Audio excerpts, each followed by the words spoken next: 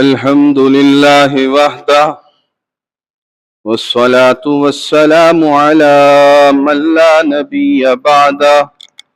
أما بعد فأعوذ بالله من الشيطان الرجيم. بسم الله الرحمن الرحيم.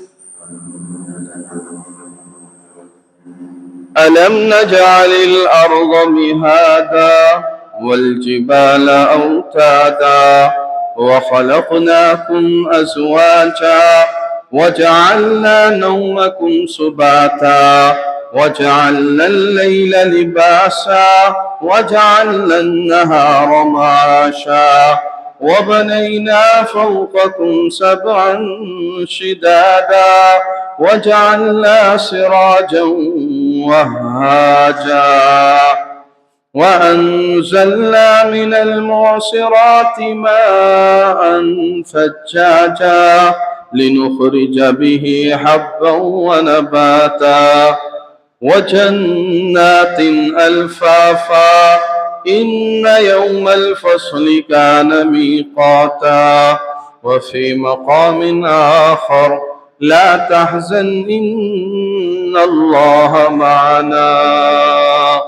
صدق الله العظيم وصدق رسوله النبي الكريم ونحن على ذلك لمن الشاهدين والشاكرين والحمد لله رب العالمين.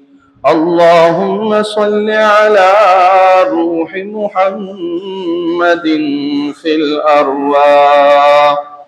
اللهم صل على جسد محمد في الأجساد. اللهم صل على قبر محمد في القبور. معزز سامعین و حضرات،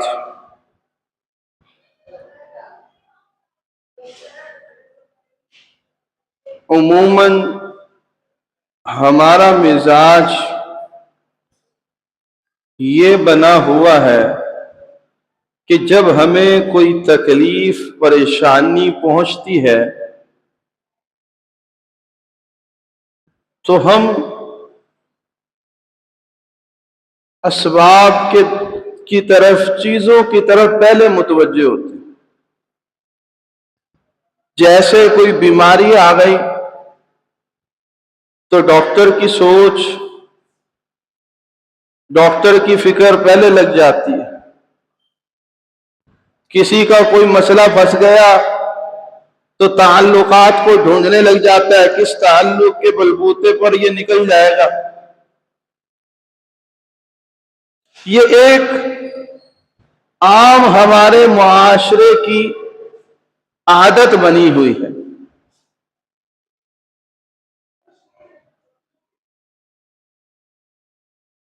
کہ تکلیف ہو، پریشانی ہو، کوئی مسئلہ ہو تو چیزوں کی طرف ہماری سوچ، خیال نظر جاتا ہے. جبکہ شریعت مطہرہ اور حضور پاک صلی اللہ علیہ وسلم کی اس کے بارے میں تعلیم کیا ہے، ہمیں وہ بھی دیکھنا چاہیے.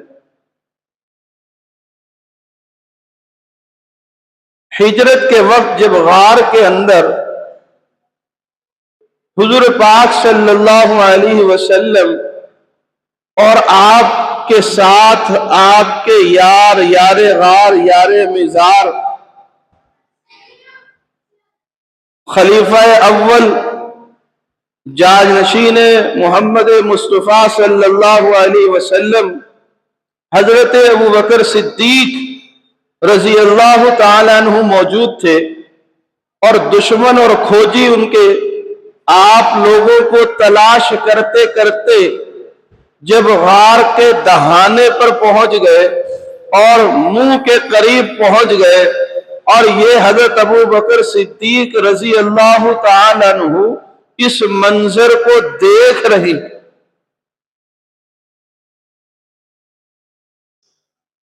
آپ نے پریشانی کا اظہار کیا کہ حضور اب تو وہ سر پہ پہنچ گئے، اب اندر آ جائیں گے. تو حضور پاک صلی اللہ علیہ وسلم نے فوراً فرمایا لا تحزن ان اللہ معنا، غم نہ کرو، فکر نہ کرو، پریشان نہ ہو، ان اللہ معنا، بے شک اللہ ہمارے ساتھ ہیں۔ یہ تعلیم نبوی ہے، یہ پیغام قرآنی پیغام ہے، انقلابی پیغام ہے کہ اللہ ہمارے ساتھ ہیں، لا تحزن۔ ایسا نہیں جیسا ہم کر رہے ہیں کہ اس تعلیم کے بالکل برعکس، اور جن چیزوں پر ہم تکیہ کیے بیٹھے ہوتے ہیں یا جن چیزوں سے ہم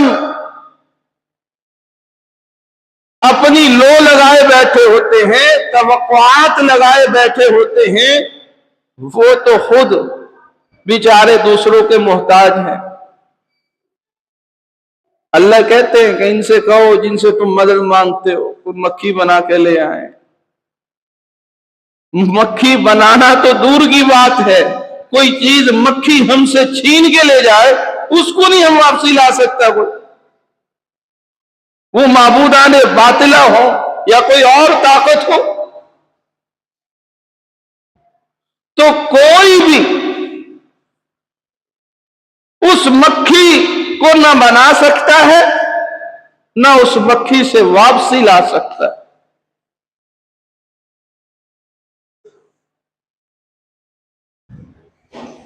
اور ضعف الطالب والمطلوب، طالب اور مطلوب دونوں کمزور ہیں۔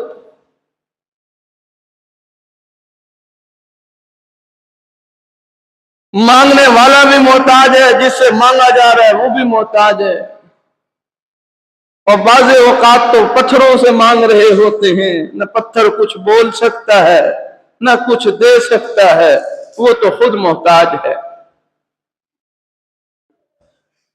کبھی مردہ سے مانگ رہے ہوتے ہیں اور مردہ سے امید لگا کے بیٹھے ہوتے ہیں۔ تو ہمیں تعلیم نبوی پر غور کرنا چاہیے، تکلیف آئے، پریشانیاں آتی ہیں، یہ بھی سمجھنا چاہیے۔ جس جگہ کوئی تکلیف نہیں ہے، کوئی پریشانی نہیں ہے،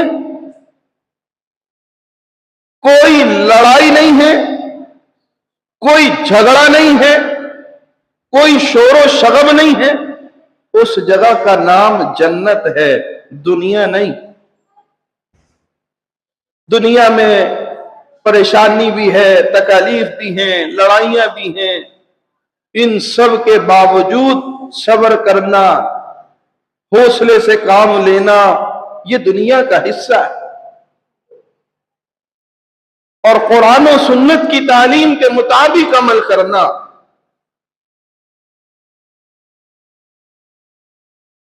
اور اپنے عقیدے کو،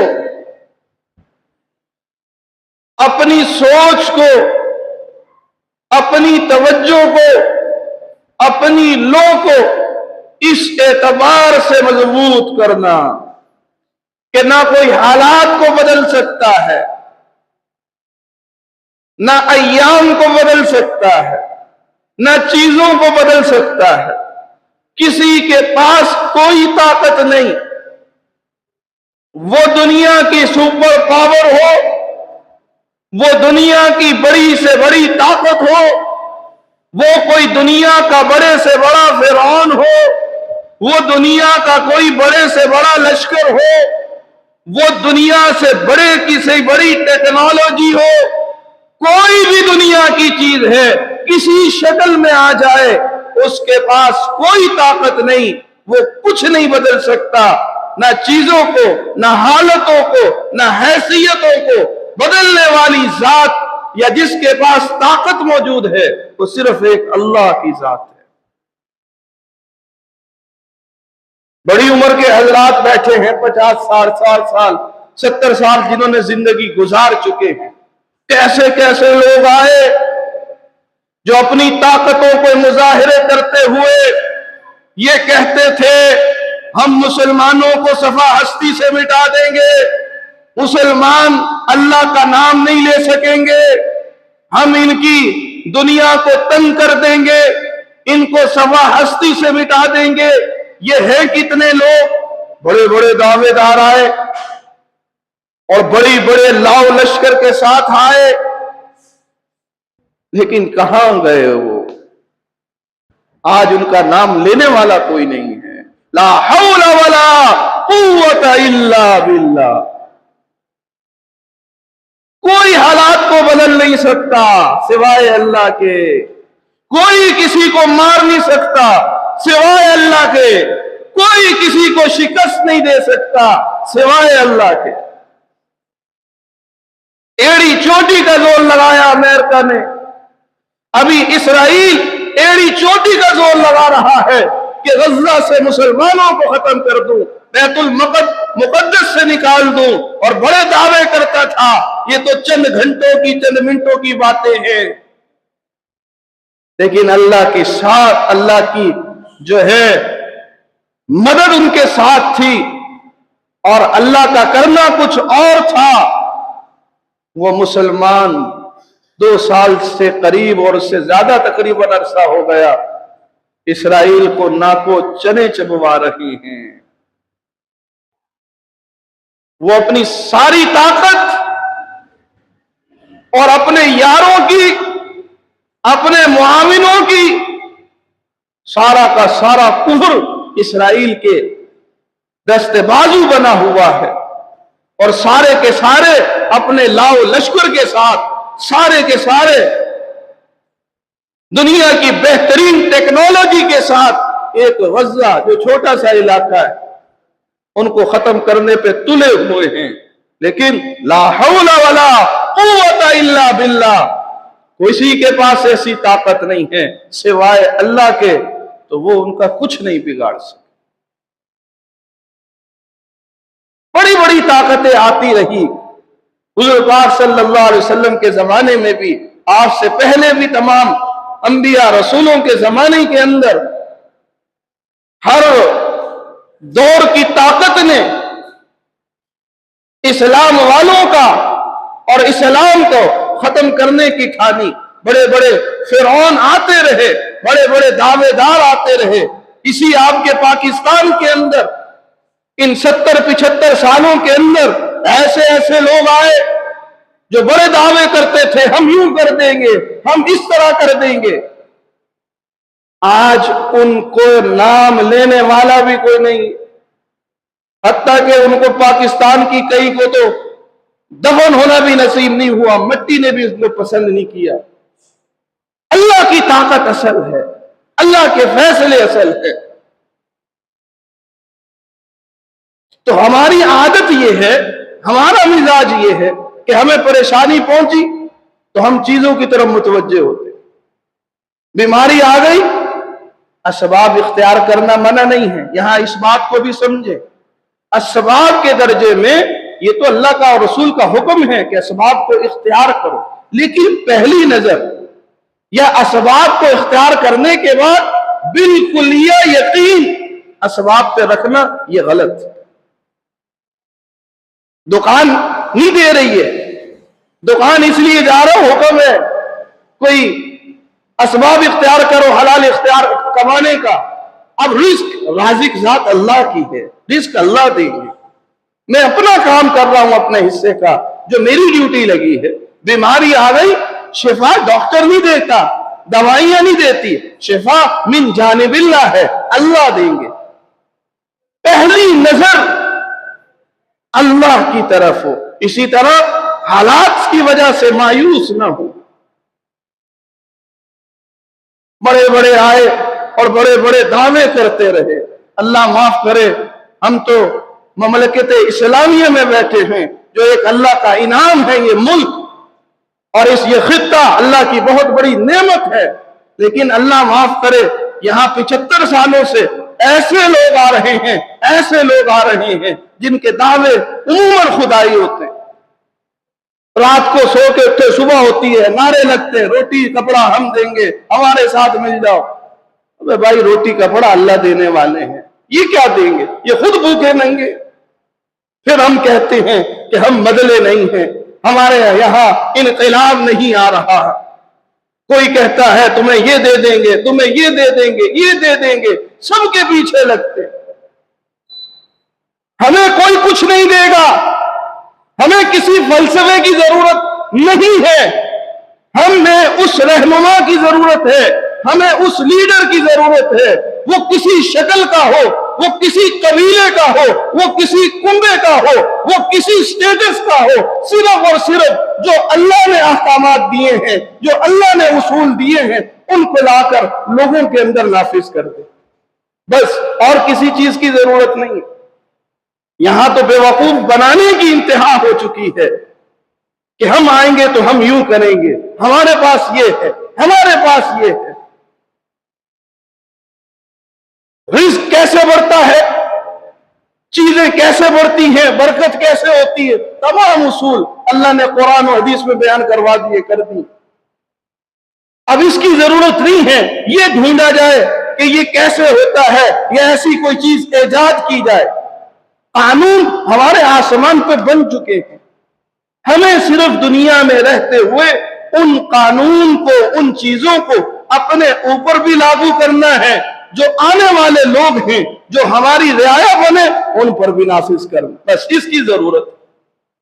باقی اس دھوکے میں رکھنا کہ ہم آپ کو نوکریاں دیں گے، ہم آپ کو یہ دیں گے، یہ دیں گے، یہ دیں گے، فنڈ دیں گے، فلاں دیں گے، لوگوں کو بھکاری قوم کو بنا کر چھوڑ دیا۔ اب قوم کسی قابل ہی نہیں، اور دن بدن تنزلی کا شکار ہو رہے ہیں۔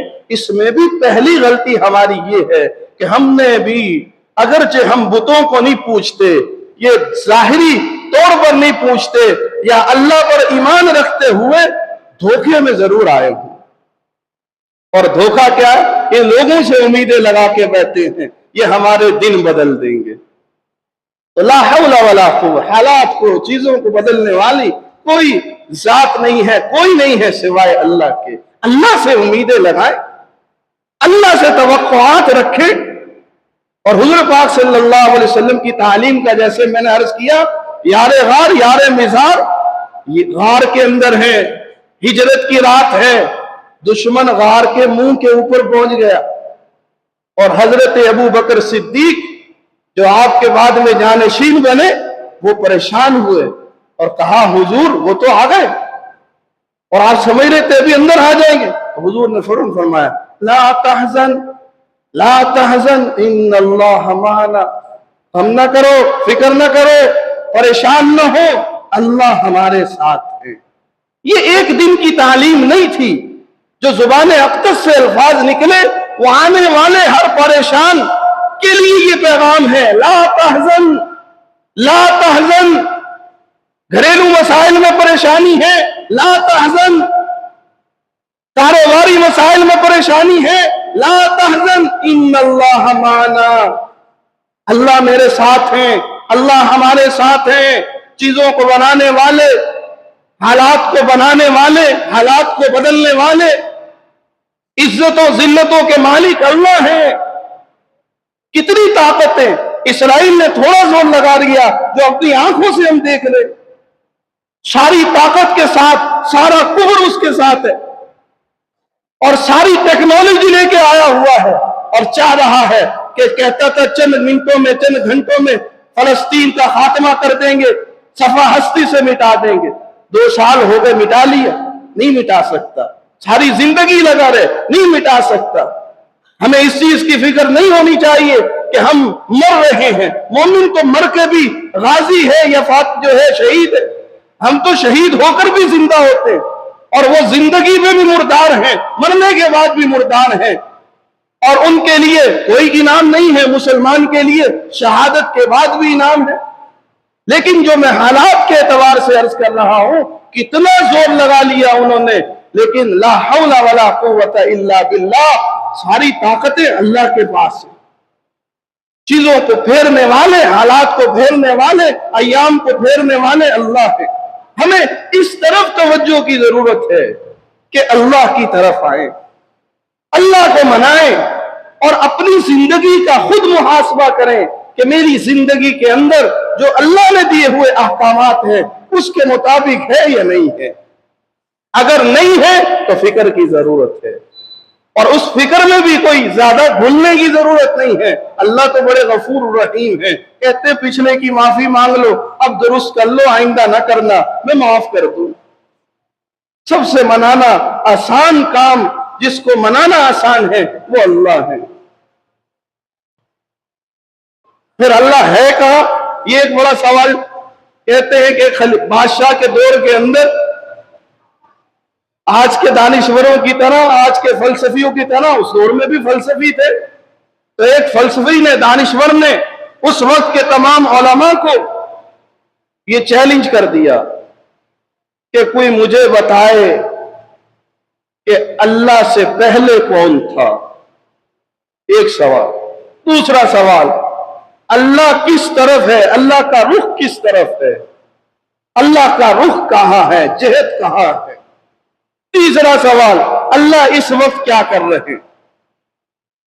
اور بڑا چیلنج اس نے دے دیا، اور یہ فلسفی سمجھتے ہیں جو ہمارے دماغ میں آتی ہے اس کا کوئی جواب نہیں ہوتا۔ ان کے دماغ کے اندر، ان کے کان کے اندر شیطان بھونکتا ہے، اور شیطان کا علاج اللہ کے پاس موجود ہے۔ اللہ اپنے بندے کھڑا کرتا رہتا ہے ہر دور میں۔ جیسے موسیٰ علیہ السلام کے زمانے میں جادوگر آئے تو ان کے مقابلے کے اندر اللہ نے ایسا دے دیا۔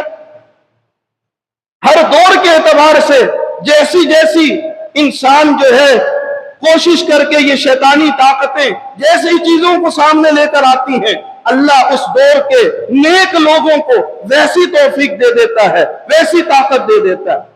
تو سارے علماء پریشان تھے۔ وقت طے ہوا کہ بادشاہ کے دربار کے اندر فلاں دن کے اندر اس کا سارے علماء کو بلایا گیا جواب دیں۔ اب سارے علماء سامنے بیٹھے ہیں، امام ابو حنیفہ رحمہ اللہ بھی موجود ہیں، امام ابو حنیفہ رحمہ اللہ بھی سامنے بیٹھے، اور یہ بادشاہ کے برابر میں کرسی ڈال کے بیٹھا ہے۔ اب اس نے اپنے سوالات کے لیے دوبارہ آواز لگائی تو بادشاہ نے پوچھا کون جواب دے گا؟ تو اب حضرت امام ابو حنیفہ رحمہ اللہ نے کہا میں جواب دوں گا، لیکن پہلے ایک شرط رکھی، اس کو کہو کرسی سے اترے، میں کرسی پر بیٹھ کے جواب۔ بادشاہ نے کہا اترو، اس کو بٹھا دیا۔ کہا پہلا سوال کرو۔ اس نے کہا اللہ سے پہلے کون تھا؟ انہوں نے کہا جواب دیتا ہوں، پہلے ایسا کرو تم الٹی گنتی گننا شروع کرو، 10 9 8 7 6 5 4 3 2 1۔ اب امام ابو حنیفہ رحمہ اللہ نے سوال کیا ایک سے پہلے پڑھو۔ کہتا پاگل ہو گئے ہو، تمہیں اتنی جاہل ہو، اتنی عقل نہیں، ایک سے پہلے کچھ نہیں ہوتا۔ تو امام ابو حنیفہ رحمہ اللہ نے کہا تیرے دنیا کے ایک سے پہلے کچھ نہیں ہے، جس نے کائنات بنائی ہے اس ایک سے پہلے تو پوچھتا ہے کیا ہے؟ تو وہ لاجواب ہو گیا۔ اب دوسرا اس نے سوال کیا کہ یہ بتلائیے کہ اللہ کا رخ کس طرف ہے؟ آپ نے کہا ایک دیا چراغ لے کے آؤ، اس کو روشن کرو۔ چراغ کو روشن کروایا۔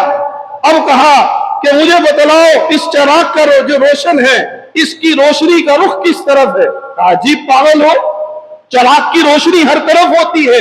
فرمایا تمہارے دنیا کے چراغ کا یہ حال ہے، اللہ نور السماوات والارض، اللہ تو زمین و آسمانوں کا نور ہے، تو اس کی کیا عالم ہوگا؟ وہ ہر جہت ہے، ہر طرف ہے، ہر طرف اس کا رخ موجود ہے جس طرح اس کا موجود ہے۔ لاجواب ہو گیا۔ اب تیسرا سوال کیا کہ بتلاؤ اللہ اس وقت کیا کر رہا ہے؟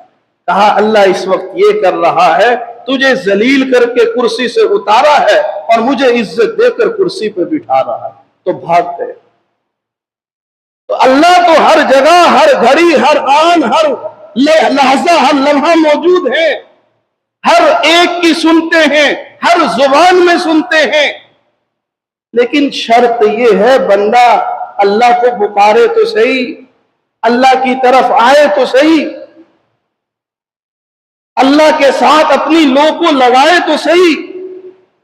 صرف زبان سے کہتے رہتے ہیں، جب وقت آتا ہے معاملات کا، چیزوں کا، پھر ہم زیرو نظر آتے ہیں، وہ کوئی بھی ہو۔ इल्ला माशाअल्लाह, जिसको अल्लाह ने बचा लिया हो। वरना मैं हूं, मौलवी साहब हो, हाफिज साहब हो, पीर साहब हो, कोई भी हो, जहां मामलात की बारी आएगी वहां हम सब जीरो नजर आते हैं। झूठ हम बोलते हैं, धोखा हम करते हैं, फ्रॉड हम कर रहे हैं, और लोगों के साथ तवक्कुआत हमारी जुड़ी हुई हैं, और फिर कह रहे हैं कि पता नहीं क्यों इज्जत नहीं मिल रही, पता नहीं क्यों इनकलाब नहीं आ रहा, पता नहीं क्यों हालात नहीं बदल रहे। हालात को बदलना तो अल्लाह का काम है, अल्लाह बदलेंगे, हमें अपने आप को बदलना है। और अल्लाह ऐसी कादिर मुतलक जात है, वो चाहे कितने लोग आए हमारे सामने, दिन का वजीर आजम है, रात का असीर आजम हो जाता है, सारी ताकत एक तरफ। दुनिया में कोई भी वजह बने, मेरी उससे गर्ज नहीं है, लेकिन अल्लाह करने पे जो कादिर मुतलक जात है, चाहे तो वो नबी को कुएं में गिरवा दे, कुएं से निकलवा के फिर जो है मिस्र के बाजारों के अंदर मंडी में रेट लगवा दे, और फिर जेल भेज दे, फिर जेल से निकाल कर उसी को वक्त का बादशाह बना दे। अल्लाह ऐसी ताकत रखते हैं। और इन 75 सालों में किसी की 30 साल उम्र है, किसी की 50 साल उम्र है, 60 साल उम्र है, इतने नक्शे, इतनी चीजें हमारे सामने आई कि इतने लोग आए, जब आते थे अपना हवा और अपनी जो ताकत से यूं कहते थे और यूं लगता था कि हम ही हम होंगे, हमारे अलावा कुछ नहीं है। लेकिन आज देखो उनका पता भी नहीं चलता। मरने का पूछो तो पता नहीं कहां मरे, खस कम जहां पाक। लेकिन अल्लाह आज भी मौजूद है, अल्लाह की ताकत आज भी मौजूद है। जरूरत इस बात की है कि हम अल्लाह की तरफ अपने रुख को करें और अल्लाह को मनाएं। और अल्लाह की रहमतें बड़ी वसी हैं। शायर ने कहा, हर ज़ाविये से देखा जहां तक नजर गई, उनकी रहमतों का तो कोई किनारा ही नहीं है। कोई एक बतला, कोई एक दिखला, जिसने मांगा हो न मिला हो। अरे नादा तुमने दिल से पुकारा ही नहीं है। जिसने अल्लाह को पुकारा वो तो काफिरों के बोल सुन लिए। या सनम कहने वाला नींद में आके या समद कहता है, वो उसकी आवाज पे लब्बैक कहता है। वो सुभान रब्बियल आला या ला इलाहा इल्लल्लाह मुहम्मदुर रसूलुल्लाह पढ़ने वाले की पुकार को नहीं सुनेगा। वो हमारी पुकार को भी सुनेंगे। वो हमारे इंतजार में है कि हम उसकी तरफ लौट आए। उसकी तरफ लौट आएंगे तो हालात भी बदलेंगे, हालतें भी बदलेंगी, और उससे तवक्कुआत लगाएंगे। वो बड़े कदरदान हैं, वो बिन मांगे देते हैं, मांगने से कितना देंगे। और फिर दुनिया ही नहीं, मरने के बाद भी उनके पास जाना है। असल ताल्लुक तो हमारा अल्लाह के साथ है। हमें उसको दुरुस्त करने की जरूरत है। और दुरुस्त करने के लिए जिस तरह मैंने अर्ज किया, वो कोई ज्यादा बातें भी नहीं है, ज्यादा लोगों को इकट्ठा भी नहीं करना पड़ता। आज अपना रिश्तेदार नाराज हो जाए, 4 रिश्तेदारों को इकट्ठा करके मनाना पड़ता है। लेकिन अल्लाह, न लोगों को इकट्ठा करने की जरूरत है, न मस्जिद की शर्त है, न वक्त की शर्त है। जिस हाल में बैठे हो, जिस घड़ी में बैठे हो, जहां बैठे हो, अकेले हो, मजमे में हो, दिल से अल्लाह को पुकार लो। दिल से अल्लाह से कह दो कि अल्लाह तेरी तरफ आना चाहता हूं, अब बहुत हो गया। अल्लाह ये दुनिया के जो है मेलों से निकलना चाहता हूं, ये दुनिया की चीजों से निकलना चाहता हूं। हम क्या अल्लाह की तरफ जाएंगे, अल्लाह हमें खुद अपनी तरफ खींच लेंगे। ऐसा खींचेंगे पता भी नहीं लगेगा। किसी के पास मुख्तलिफ दीवारों के ऊपर, जो पहले दो जमाने के अंदर बड़ी बड़ी दीवारें होती थी सरहद के तौर पर, इस दीवार के ऊपर से अगर किसी को उठवाना होता तो यूं जाल के जरिए उठवा लिया जाता था। अब जिसको खींचना उठाने वाले ने, वो कितना टाइम लगाएगा, 1 सेकंड नहीं लगाता। इसी तरह अल्लाह जब किसी को खींचते हैं تو منٹ نہیں لگتا، وہ آدمی اللہ کے ہاں ولی بن جاتا ہے۔ اور 2 آنسو کے قطرے، یہ مکھی کے سر کے برابر بھی قطرہ نکل جائے گی آنسو کا، دنیا داروں میں اس کی کوئی قیمت نہیں ہے، لیکن اللہ اس کے قیامت کے دن جو قیمت لگائیں گے انسان حیران رہ جائیں گے۔